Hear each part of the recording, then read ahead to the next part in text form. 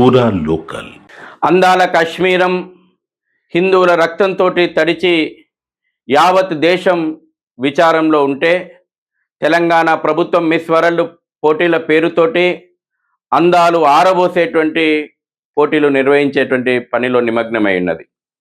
దేశ సార్వభౌమత్వాన్ని కాపాడడానికి త్రివిధ దళాలు ఆర్మీ, నేవీ, ఎయిర్ ఫోర్స్ దేశ సరిహద్దుల లోపల కవాతు నిర్వహిస్తూ ఉంటే తెలంగాణ ప్రభుత్వం మన శత్రు దేశాలైనటువంటి భారత్పై యుద్ధానికి సిద్ధమవుతున్నటువంటి పాకిస్తాన్ నుంచి, పాకిస్తాన్ యుద్ధం సంభవిస్తే పాకిస్తాన్కు మద్దతుగా నిలవడానికి ముందుకు వస్తున్నటువంటి బంగ్లాదేశ్ నుంచి, ఇప్పటికే పాకిస్తాన్కు యుద్ధ నౌకలను పంపినటువంటి టర్కీ నుంచి, ఖలిస్తాన్ వేర్పాటువాదాన్ని ప్రోత్సహిస్తూ దేశ సార్వభౌమత్వానికి సవాలు విసురుతున్నటువంటి కెనడా నుంచి అందాల భామలను పిలిపించి ఇక్కడ భాగ్యనగరం లోపల కవాతు నిర్వహించడానికి తెలంగాణ ప్రభుత్వం సిద్ధమవుతోంది.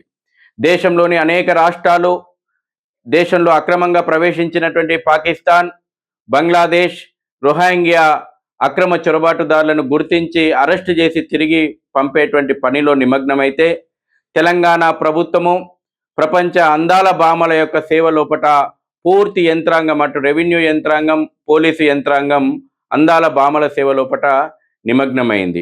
మేము డిమాండ్ చేస్తూ ఉన్నాం, తెలంగాణ ప్రభుత్వం వెంటనే అందాల పోటీలను రద్దు చేసుకోవాలా. అదేవిధంగా ఈ దేశం లోపల ప్రవేశించినటువంటి అక్రమ వలసదారులు, అటు పాకిస్తాన్, బంగ్లాదేశ్, రోహింగ్యా అక్రమ వలసదారులైనటువంటి ముస్లింలను గుర్తించి వెంటనే వెనక్కి పంపాలి. ఈ దేశంలో ఏదైతే తీవ్రవాద కార్యకలాపాలకు కేంద్ర బిందువులుగా మారుతున్నాయన్నటువంటి అనేక ఆరోపణలు ఉన్నటువంటి మదర్సాల పైన తెలంగాణ రాష్ట్రం లోపల మదర్సా యాక్టివిటీ పైన సమగ్రమైనటువంటి నిఘా పెట్టాలా, సమగ్రమైనటువంటి దర్యాప్తు జరపాలా.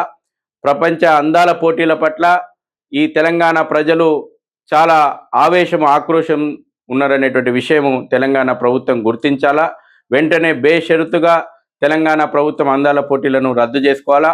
ప్రజలు తిరగబడక ముందే తెలంగాణ ప్రభుత్వం సరైనటువంటి చర్యలు తీసుకోవాల్సిన అవసరం ఉంది.